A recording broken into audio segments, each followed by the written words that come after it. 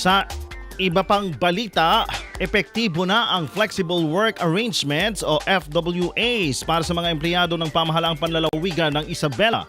Ito ay alinsunod sa Executive Order No. 9 Series of 2025 na pinirmahan ni Governor Rodito Albano. Sa kautusan, nakasaad dito ang guidelines at performance standards na kailangang sundin kung saan ang on-site reporting ay mula alas 7 hanggang alas 12 ng tanghali.